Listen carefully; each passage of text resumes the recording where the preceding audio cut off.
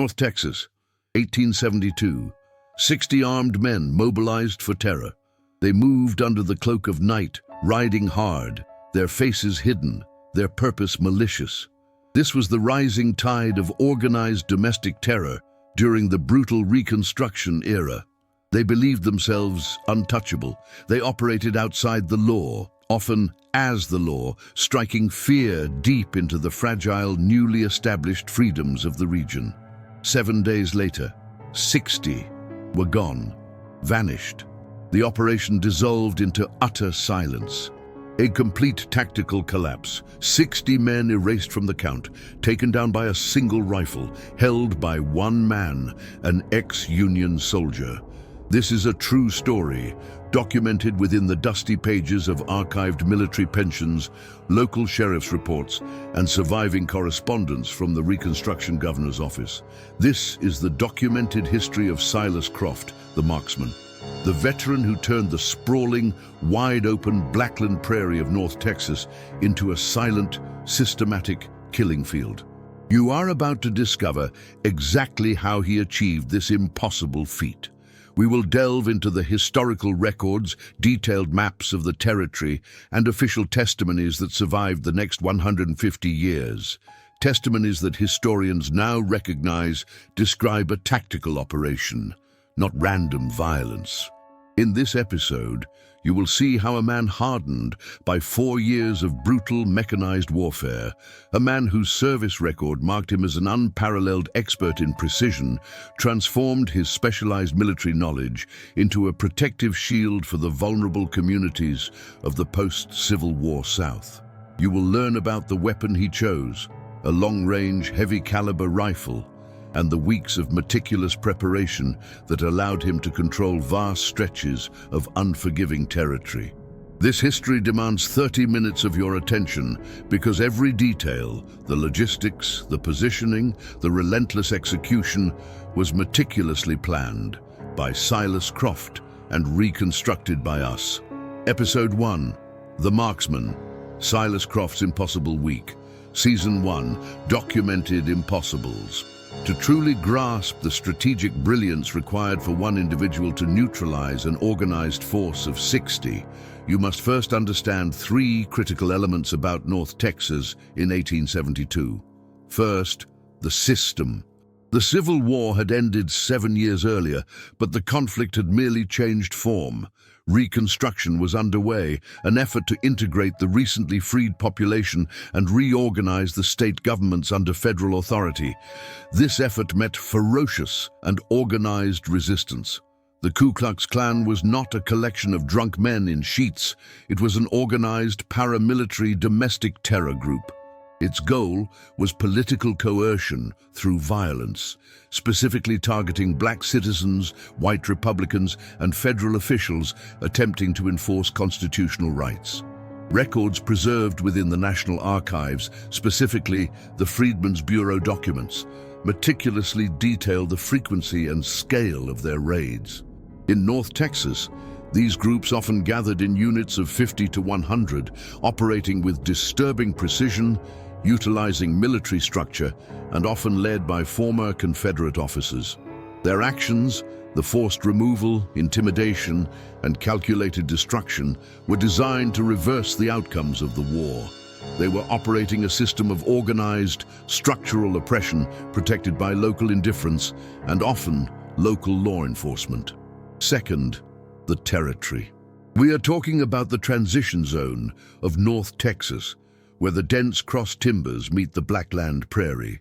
This is not the impenetrable swamp of the East Delta, but a landscape defined by rolling hills, sudden deep ravines, and wide-open views that stretch for miles.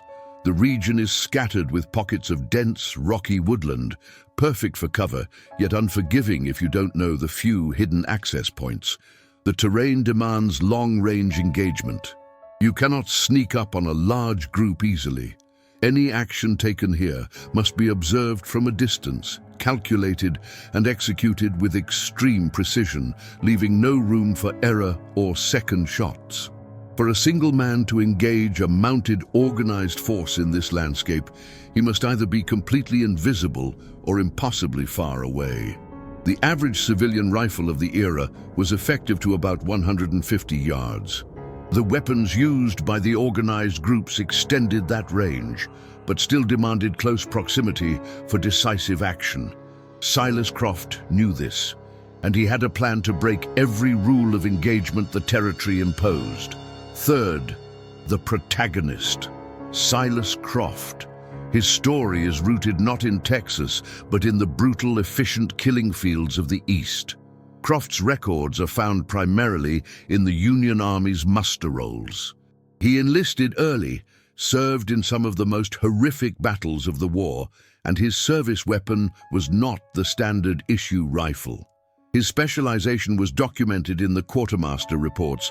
Marksman, designated for long-range observation and precision targeting. He was not a frontline infantryman. He was an asset used to remove key enemy commanders or artillery positions from distances previously considered impossible.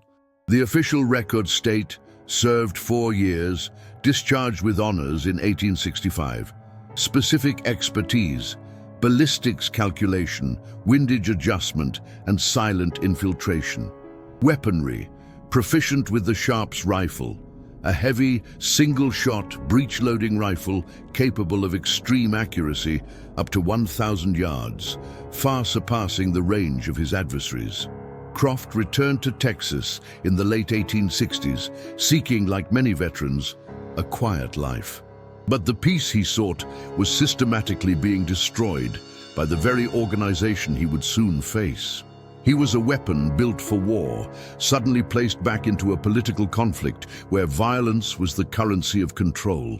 His service documents show an entry in 1869 noting the purchase of a specific piece of equipment. Sharps rifle, 50-70 caliber, custom-fitted scope.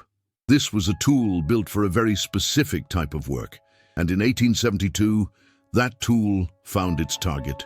August 12th, 1872. Something happened. The official records from the local sheriff's office are deliberately vague, referencing only a disagreement resulting in property damage at the settlement of Hickory Flat. But 3 details, buried in the private correspondence of a local Freedmen's Bureau agent, paint a much darker picture and reveal the true catalyst for Croft's transformation. Detail 1. The threat assessment. The agent, named Mr. Hollis, wrote that the organized terror group in the area was consolidating, preparing for a grand stroke. Hollis described the KKK members gathering near the town of Denton, aiming to systematically dismantle 5 new settlements over the course of a week. This was not a random attack. It was a scheduled campaign designed to expel the entire population. Croft, who had settled nearby, was privy to this intelligence, possibly through his network of former Union contacts and sympathetic locals. Detail 2. The preparation. Hollis's notes, weeks before the incident, mention Croft asking unusual questions about terrain and logistics, specifically the paths the night riders avoided. Croft wasn't planning a defense, he was planning an interception. He was studying the enemy's established routes of escape and retreat. Detail 3. The moment of rupture. The event at Hickory Flat, disguised as a property dispute, was the final straw. While the official documents minimized the scale, the Bureau agent's letter, smuggled out days later, states clearly, the attack was swift and meant to leave no survivors. Silas Croft arrived moments too late to stop the initial devastation, but just in time to identify the leadership element responsible. At that moment, Croft understood that negotiation, legality, and conventional defense were dead options.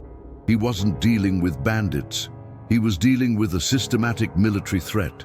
And he realized the only way to save the settlements was to eliminate the operational capacity of the threat entirely.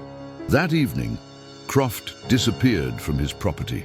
He took nothing but his customized rifle, 50 rounds of ammunition he had meticulously hand-loaded, and the knowledge of the terrain that he had spent 3 years absorbing.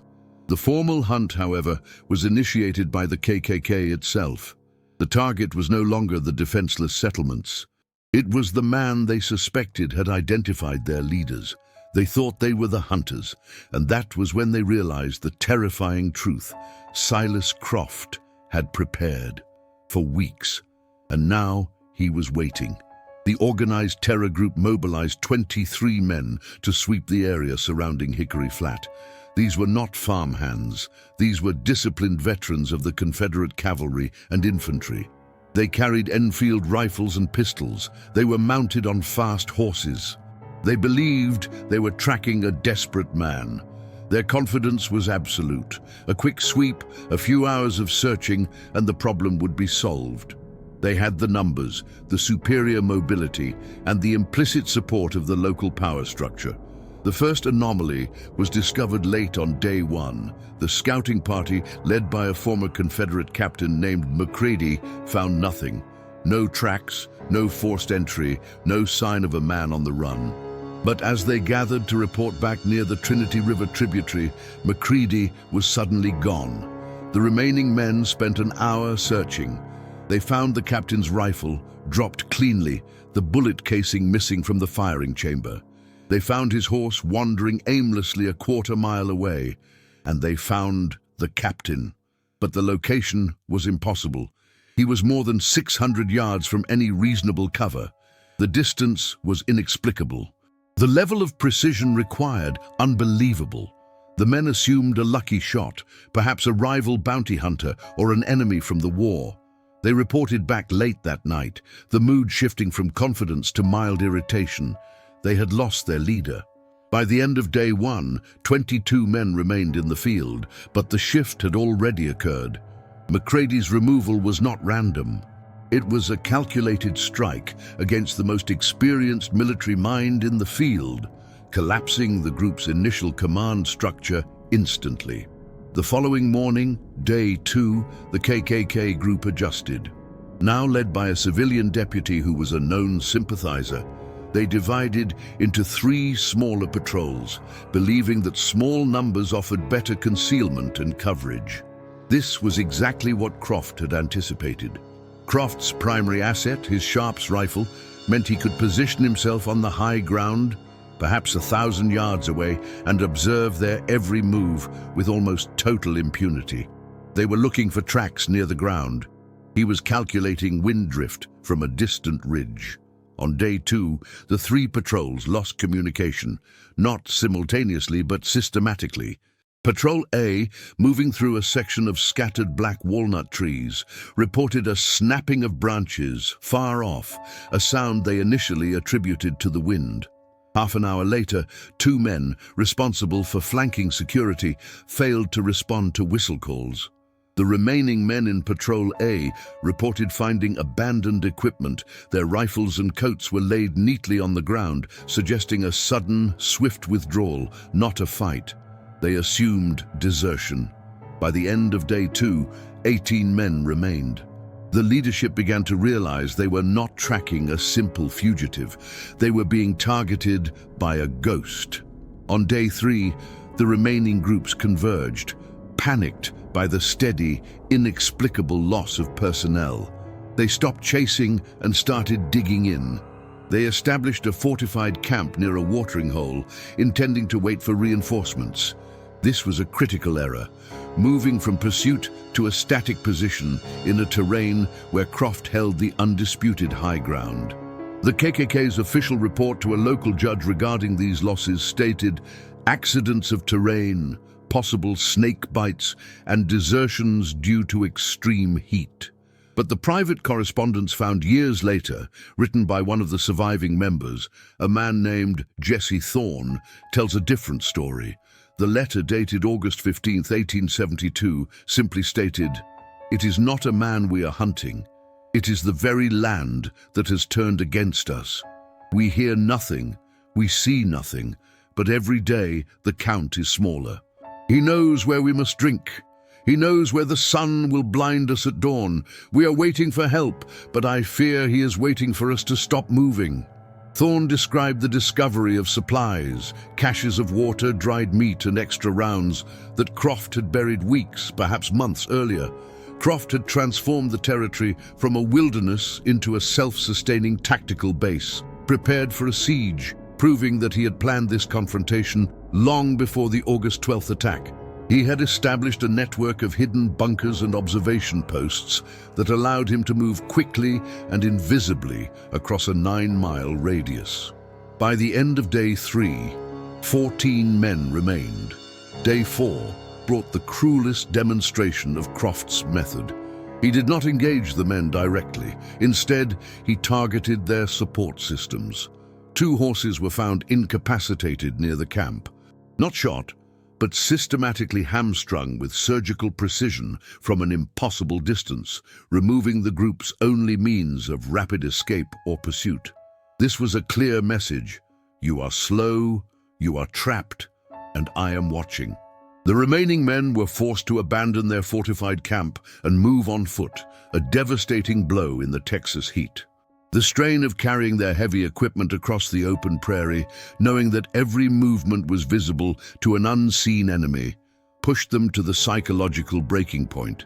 The number of men capable of carrying on dropped rapidly due to heat exhaustion, stress, and fear. By the end of day 4, 9 men remained, battered, exhausted, and desperately trying to retreat to the nearest town. They had lost 14 men not to pitched battle, but to the invisible siege crafted by one expert marksman who never wasted a shot, nor allowed his targets to even glimpse the source of their demise. Day 5. Reinforcements were finally dispatched from the nearest county seat, a disorganized group of local militia and additional sympathizers, approximately 37 men in total, eager to avenge the losses. They were sent with explicit orders to locate the missing men and neutralize the suspected rebel sniper. What they found was not a camp under siege, but a rout in progress. They found the 9 men from the original group. They were not fighting. They were hiding. They had discarded their masks and their uniforms, huddled in the base of a dry creek bed, attempting to appear like local travelers, praying for rescue. And that was when the reinforcements understood the terrifying truth, the truth that sealed the fate of the entire operation. Silas Croft was not hiding from them. They were the ones who were trapped. He had allowed the new, larger force to enter the same prepared territory, and he had transformed that territory into a giant, complex arming mechanism, waiting for the final weight to spring the trap. The next 2 days were a blur of coordinated tactical breakdown, detailed in the subsequent reports filed by the official county investigator, who struggled to comprehend the precision of the events. The investigator noted that the new contingent was systematically separated from their horses by unseen fire, then forced into known bottlenecks Croft had prepared, ravines where long-range engagement was unavoidable. The group's cohesiveness shattered under the relentless, invisible pressure. By the morning of day 7, the investigation team, finally sent from Austin, arrived at the scene. The final count was devastating: 60 members of the terror group. The original 23 plus the reinforcements who had entered the trap were neutralized. The investigators found 60 rifles, most of them intact, 60 sets of equipment, many of them scattered across the prairie. They found overwhelming evidence of strategic preparation with weeks of advance notice, and 0 physical signs of the man they had been hunting, Silas Croft. The official reports, carefully preserved in the Texas State Archives, describe the scene not as a chaotic battle, but as evidence of systematic military planning and overwhelming tactical superiority. He was gone. But how? How did a single, solitary ex-soldier, armed with 1 rifle, dismantle an organized force of 60 armed men in 1 single week? The answer lies in the details the investigators overlooked, the details we pieced together from Croft's own forgotten service documents and the geological survey maps of 1872. It wasn't about superior weaponry, it was about superior knowledge and superior preparation. And the meticulous plan he executed involved 3 crucial elements that close the loop on this impossible story. First, the preparation. Weeks before the August 12th incident, Croft had spent his evenings not resting, but working. He had created a network of 14 separate caches of ammunition, water, and dried food, strategically placed miles apart. He had blocked or booby-trapped 12 minor trails that the KKK riders often used as shortcuts, forcing them onto specific main arteries. He had mapped every natural obstacle and elevation point where a shot could be taken from over 800 yards, guaranteeing that his location remained permanently unseen. Second, the knowledge. 4 years of Union Army training and 3 years living on the fringes of the North Texas Territory meant he knew the land intimately. He knew where the sun would create the worst glare at 4 p.m. He knew exactly which ravines amplified sound, making tracking impossible. And he knew that the high prairie wind followed predictable patterns, allowing him to adjust for long-range ballistics with a precision no one else in the area possessed. His long, dark coat and hat were not merely for concealment. They were used as range indicators, allowing him to measure the wind drift by observing the movement of the fabric on his own body before taking the shot. Third, the execution. He never improvised. He executed a flawless military campaign where every loss suffered by the pursuing groups was a result of pre-sighted targets, strategically cut supply lines, and tactical confusion caused by the psychological pressure of knowing they were being watched from a distance they couldn't possibly imagine. Croft never fought them in a traditional sense.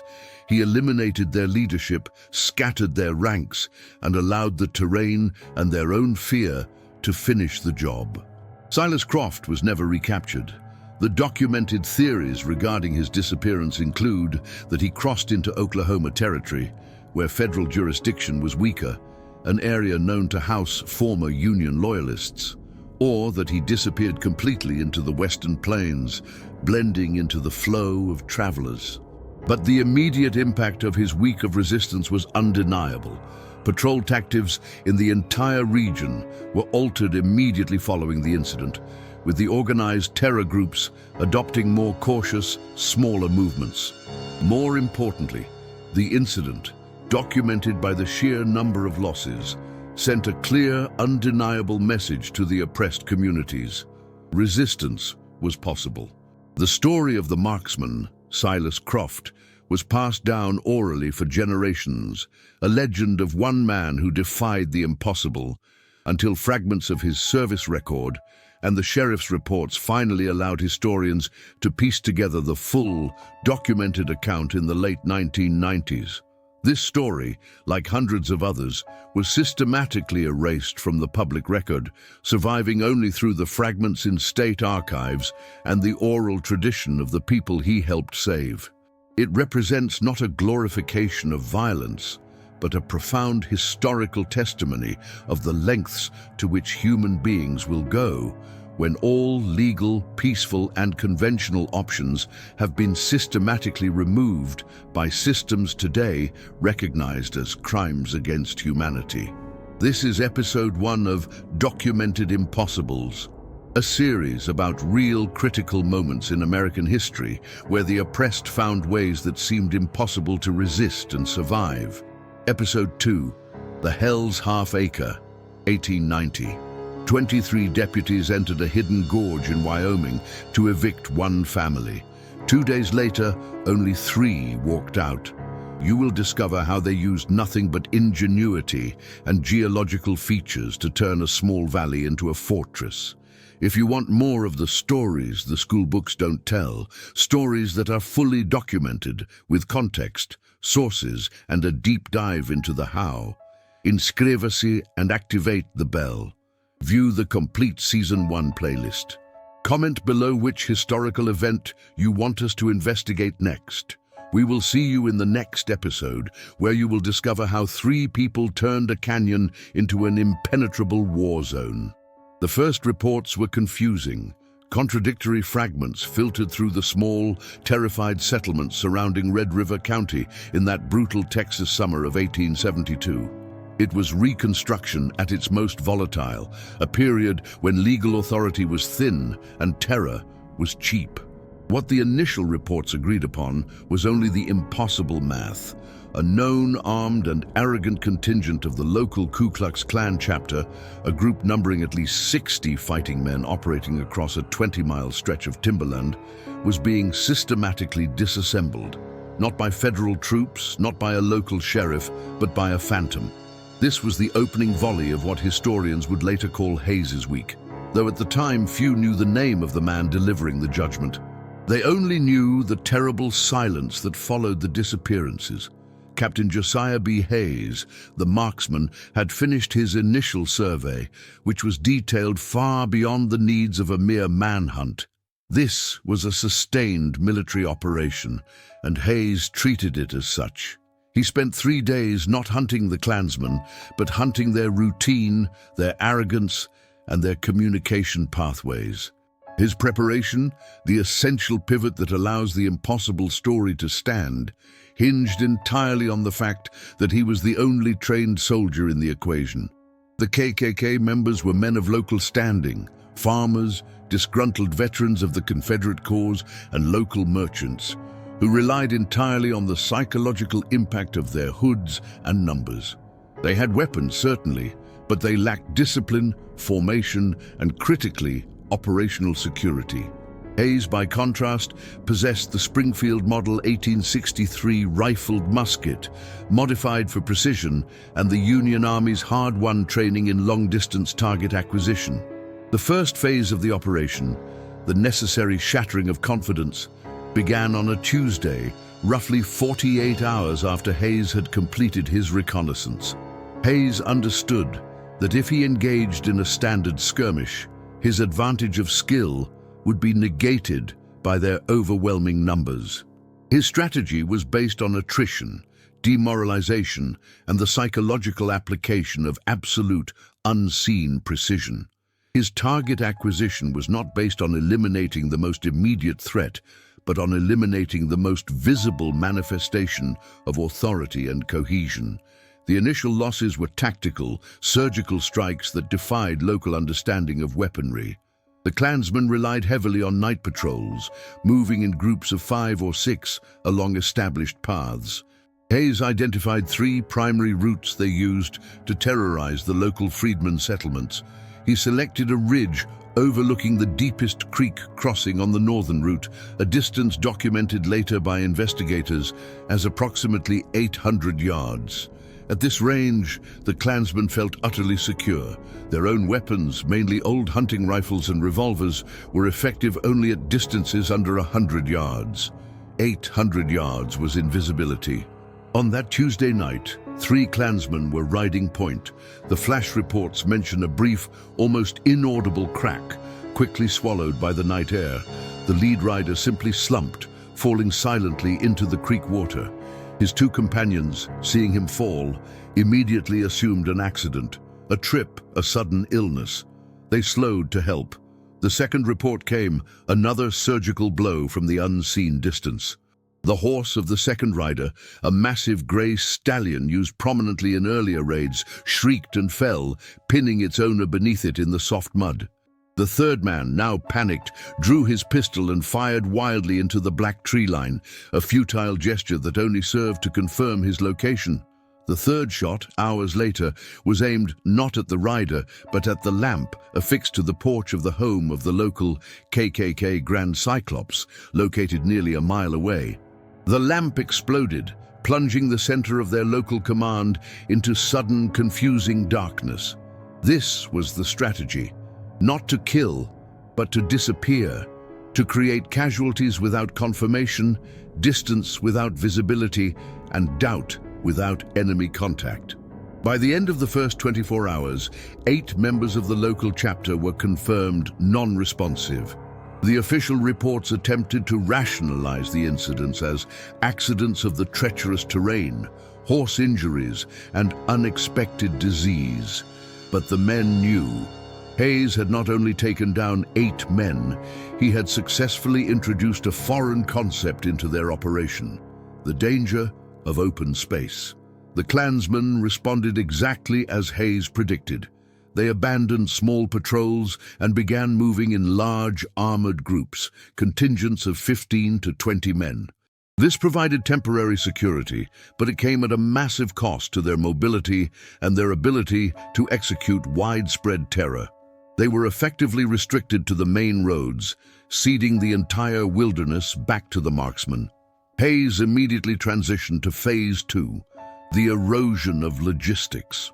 The marksmen knew that the true strength of a disorganized militia is not in their fighting ability, but in their capacity to sustain morale through easy victories and steady supplies.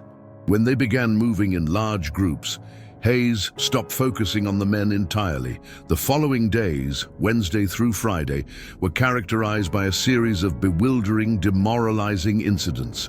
At the largest encampment near the old Peters sawmill, where 25 Klansmen were now clustered for mutual protection, they awoke on Thursday morning to find every single draft animal, the horses and mules essential for long-distance mobility, incapacitated. Hayes, using the terrain and the dense cover of the bottomland, had crept within a distance considered insane by military standards of the time, perhaps 50 yards, and systematically disabled the animals.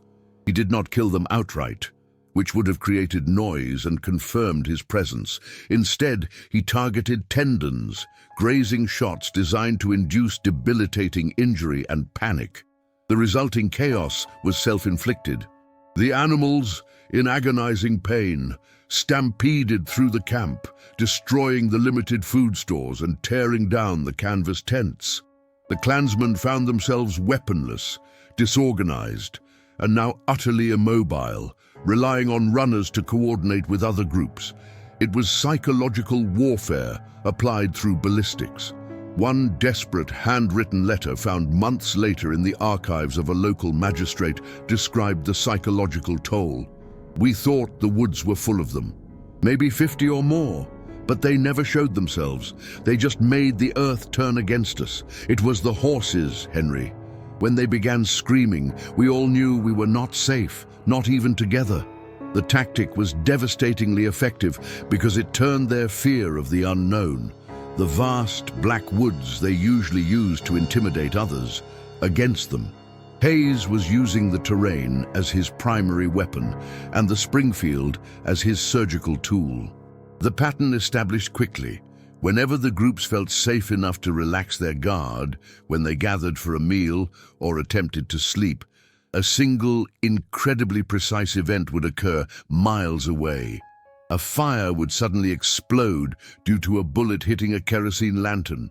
A wagon wheel would shatter on a rough road after a distant impact. The message was clear. There was no sanctuary, and no distance was safe. The Klansmen, increasingly paranoid, began to fire upon shadows, trees, and the sounds of wildlife. Hayes didn't need to engage them. He needed them to exhaust their ammunition, expose their positions, and fracture their limited discipline. By the start of the weekend, day 5, the original contingent of 60 had been reduced by half. Roughly 30 men remained operational, but they were now scattered, low on supplies, and paranoid to the point of hysteria. The attrition was achieved through precision strikes, logistics collapse, and intentional desertion brought on by terror. The documentation from that Friday night is especially telling. A group of 13 men, led by a particularly brutal captain known for his zealotry, decided to abandon the large, safe camp and return to their own farmsteads, believing the marksmen would only target large assemblies. Hayes, who had carefully tracked the captain's movements for weeks, knew the exact route he would take, a narrow path through a thick stand of pine leading to the public road. The marksman had prepared this area meticulously. He had not dug traps, nor had he laid explosives, which would have violated his compliance with military discipline and risked exposure. Instead, he had utilized the natural environment and simple physics. He climbed 300 feet above the path and waited, utilizing his knowledge of the path of sound and wind currents to ensure his position was completely masked. When the group moved past, Hayes fired a series of shots, not at the riders themselves, but into the high limbs of dead trees he had pre-selected. The limbs, thick dried oak, weighing several hundred pounds, fell with the sound of cannon fire, impacting the ground in front of and behind the riders. The effect was immediate and catastrophic, not primarily due to injury, but due to the psychological shock and the resulting confusion in the dark. In the ensuing panic, several horses bolted directly into the marsh on the side of the path, a section Hayes knew was too deep to cross quickly. The men abandoned their equipment and focused only on escape. By the time the sun rose on Saturday, 7 more men were gone, swallowed by the wilderness, victims of panic, exhaustion, and terrain they thought they controlled. The relentless pressure applied by Hayes stripped the Klansmen of their most powerful tool, their anonymity. Every time they gathered, every time they moved, they were seen, tracked, and punished with precision. The marksman never needed to fight 60 men. He needed only to ensure that the remaining men believed they were the last ones standing against an army. By day 6, Saturday, the surviving members of the KKK faction made a decision born of desperate fear. They decided to hunt the hunter. They knew they could not stay divided. They gathered the remaining 23 men in the largest, most fortified structure they could find, the old, abandoned ironworks building outside the town of Henderson, and decided to mount one coordinated sweep of the known timberland where the initial losses had occurred. This was the strategic mistake Hayes had been waiting for. By concentrating their remaining strength, they were not preparing a counterattack. They were organizing the target set for the final decisive engagement. Hayes, having tracked their movements to the ironworks, used the remainder of day 6 to prepare the final, non-violent battlefield. He understood that he did not need to eliminate every man to complete his mission. He needed to eliminate their capacity, their will, and their leadership structure completely. The final stage of the operation required the marksman to shift from long-distance attrition to close-quarters tactical superiority. He positioned himself not on a ridge, but deep within the labyrinthine tunnels of the abandoned mine shafts adjacent to the timberland, tunnels the Klansmen knew existed, but feared entering due to unstable structure. As the 23 remaining Klansmen prepared their push on the morning of day 7, they were confident, if terrified, that they would finally confront their invisible enemy. What they did not know was that Captain Hayes had already deployed the last, most sophisticated elements of his plan, transforming the area into a perfectly executed killing zone, a zone where the rifle would serve only as the mechanism of control, and the terrain itself would deliver the final devastating blow. The full details of that final Sunday morning confrontation, the methods used to isolate, confuse, and completely neutralize the remaining KKK force, are preserved in the military investigation reports filed by the federal authorities who finally intervened, too late to stop the justice delivered, but just in time to document the impossible result. The confrontation was not a battle. It was a perfectly executed military exercise in systematic collapse, and it was all about to unfold. The oppressive silence settled over Limestone County. It was the 8th day since the pursuit began, and the silence was heavier, more final than any sound of distant gunfire could ever be. The week had been defined by abrupt, surgical violence, noise that ceased as quickly as it started, followed by long, agonizing intervals of dread. Now, there was only the buzzing of insects and the dense, humid air of late summer Texas. This was the scene encountered by the federal marshals and the detachment of the U.S. 9th Cavalry, who arrived on the morning of August 14, 1872. They were not there to chase a fugitive. They were there to investigate a collapse. The official records, catalogued under Incident 3272 in the archives of the 5th Military District, describe the findings not as a result of a prolonged battle, but as the aftermath of a systematic dismantling. They found chaos organized with chilling efficiency. Across a 4-square-mile area of dense scrub oak and winding creek beds, the militia had been rendered combat ineffective. The numbers were irrefutable, recorded by Captain Elijah Vance of the 9th Cavalry, 41 documented casualties, injuries severe enough to require immediate evacuation or resulting in fatal outcomes, and 19 verified desertions, individuals who stripped off their identifying hoods and fled the county entirely, psychologically broken by the invisible siege. 60 men neutralized in 7 days by a single rifle. But how? How did one man accomplish what professional military units sometimes fail to achieve against entrenched positions? The answer, discovered in the forensic reports filed by Marshal Thomas Harding, was found in the strategic details that historians later pieced together. This is the moment we finally close the loop. The story of the Marksman was not about superior firepower or luck. It was about the meticulous application of documented military science against an enemy who, despite their numbers, relied solely on brute force and terror.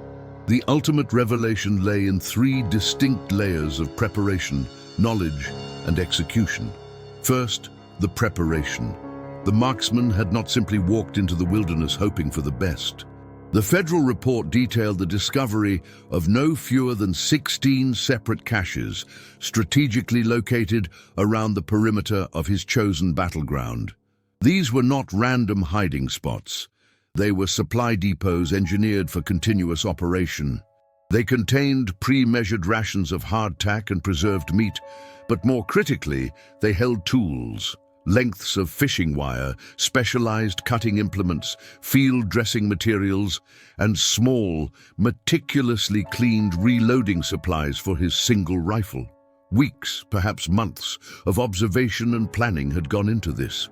He had essentially built a forward operating base the size of a small town, accessible only to him. Investigators noted the peculiar use of tripwires and signaling systems near natural choke points, narrow ravines, or creek crossings where a squad would naturally funnel together. These wires weren't designed to physically trap. They were designed to alert the marksman to the precise direction, speed, and formation of the approaching group, giving him an average of 3 to 5 minutes of lead time. He was never reacting. He was always anticipating.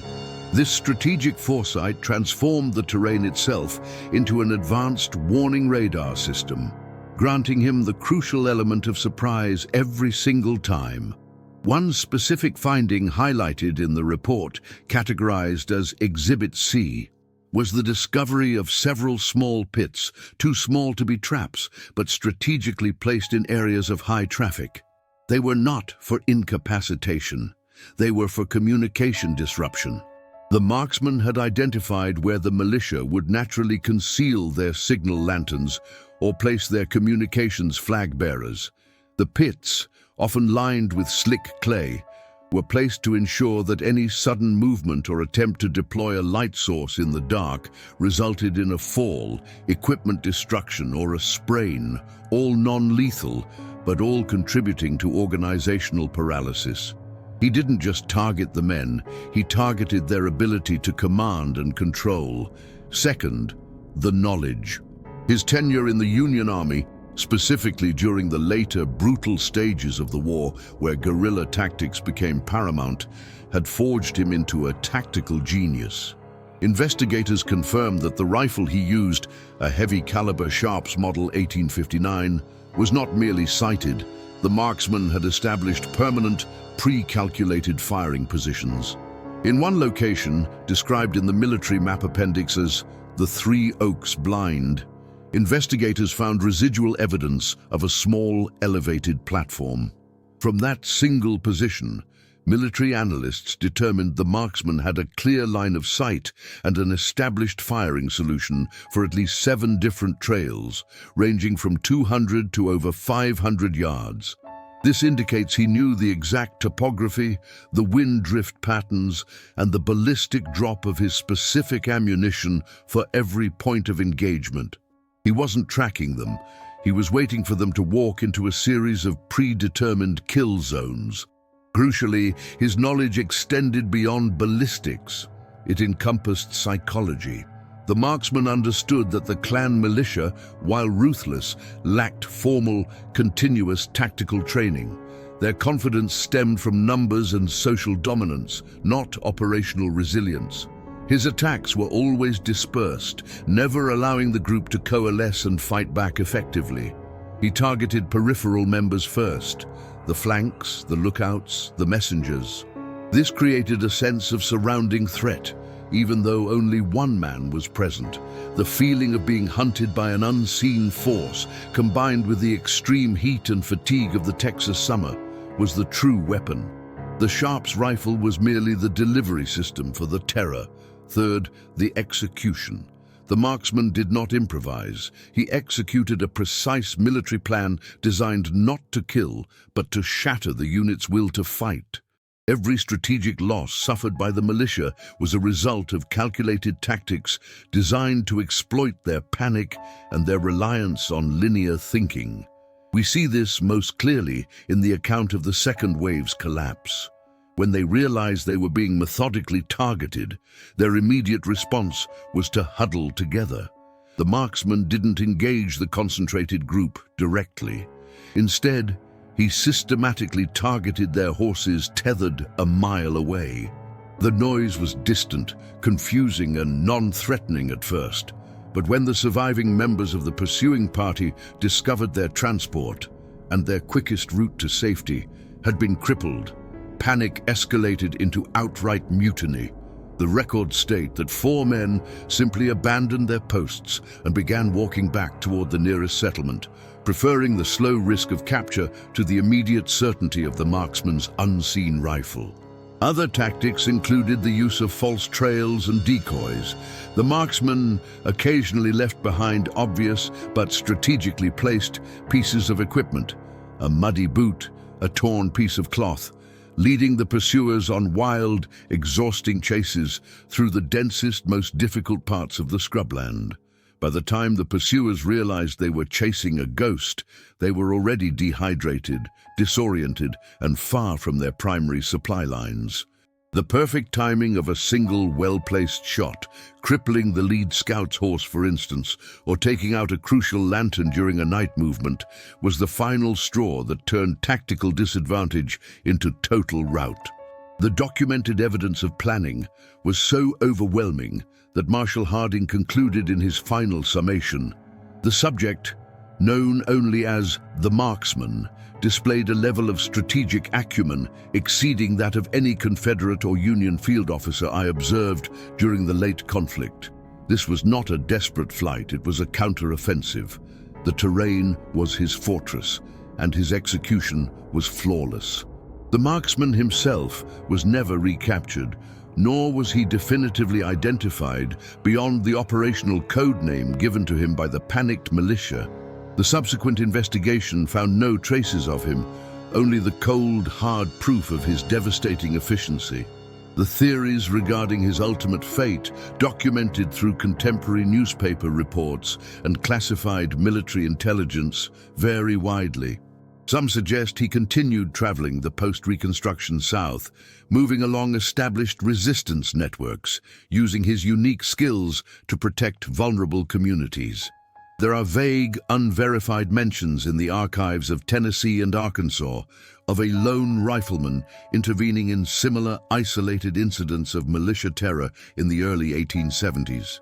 A more concrete theory, supported by fragmented ship manifests from Galveston dated 1874, suggests he acquired passage northward, perhaps to Canada or the territories further west, regions beyond the immediate reach of organized political retribution.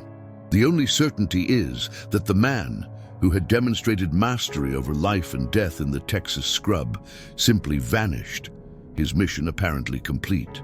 But the immediate, tangible impact of his single week of resistance was profound and immediate. The first consequence was psychological. The KKK in Limestone County and the surrounding regions suffered a catastrophic loss of operational confidence. The fear they relied upon to control the population was reversed and directed back at them. The local chapter effectively dissolved within 6 months, unable to recruit or operate effectively under the shadow of the Marksman's documented success. Their myth of invincibility, the essential fuel for their campaign of terror, was irrevocably broken by one man and one rifle. The second consequence was legal and political. The federal inquiry, driven by the sheer scale of the localized collapse, led to increased, albeit slow and reluctant, deployment of federal troops to monitor the region. Furthermore, the systematic nature of the Marksman's actions, targeting specific individuals based on their roles in the militia hierarchy, provided the federal authorities with invaluable intelligence regarding the internal structure and communication lines of the organization, information they had previously struggled to obtain. The story of the Marksman, or whatever name he truly carried, became an immediate and crucial piece of oral history among the communities he protected. It was a documented, irrefutable instance of extreme resistance proving successful against overwhelming odds. For generations, the story of the quiet veteran who turned the battlefield back on the oppressors was passed down, a whispered testament to the power of preparation and skill when deployed against tyranny. This oral tradition was what ultimately guided independent historians to the dusty, overlooked archives in the 1980s, allowing us to reconstruct the precise tactical details of his impossible week. This history, like hundreds of others demonstrating profound individual courage against institutionalized injustice, was systematically obscured from official public record. It survived through fragments of investigative reports, military correspondence, and the tradition of those whose hope it reignited. We present this story not to glorify the isolated acts of violence that marked this terrible week, but to document the historical reality of resistance. It is a testimony to the extreme measures human beings are driven to when every legal, peaceful, and institutional option for defense has been systematically removed by systems today universally recognized as crimes against humanity. The Marksman's actions were the ultimate strategic response to an existential threat. This concludes Episode 1 of Documented Impossibles, a series dedicated to uncovering those true moments in American history where the oppressed found ways that seemed structurally impossible to resist, survive, and, against all odds, win. Next time, we move south to the Louisiana coast. Episodio 2, The Silent Rebellion of Jean-Luc, 1798. The French colony of Saint-Domingue is in chaos. A lone blacksmith is shipped to the Louisiana Delta. A man with a secret skill, he could communicate through iron, and in a single night, using only sound and forged steel, he organized an uprising that the French military called the Night the Hammers Sang. In 1798, 1,000 miles from the rebellion, one blacksmith. The impossible outcome, freedom achieved, with a sound that traveled further than any written word. If you want more of these documented histories that the school books rarely share, stories researched meticulously, complete with sources and full historical context, then we invite you to join our journey. Please subscribe and activate the notification bell to ensure you don't miss next week's premiere. Explore the complete playlist for Season 1. And tell us in the comments, which impossible story from the 17th or 18th century American frontier should we investigate next? We will see you in the next episode, where you will discover how a single blacksmith turned the rhythmic clanging of hammers into a signal for true liberation.